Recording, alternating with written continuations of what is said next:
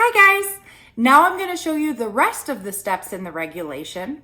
So we've done bedding the keyframe, we've taken the action out, removed the hammer assembly, we've done the key height and the key dip, and now the hammer assembly is back on the keys and we're going to continue the regulation.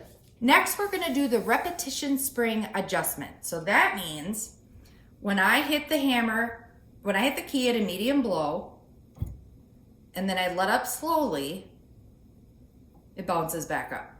That's a feature that's only on grand pianos. It is not on upright. So I hit it, release it a little, and it jumps back up.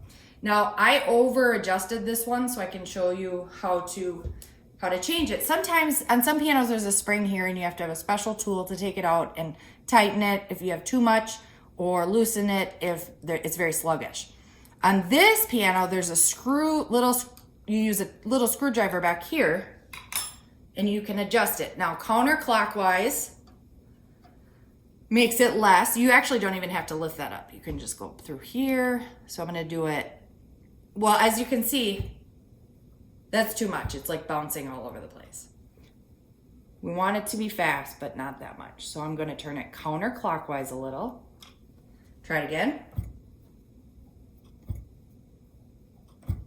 Oh, that's one problem. You have to kind of move those. That's good. You guys have a great day. It's Jenna the Tuna Show.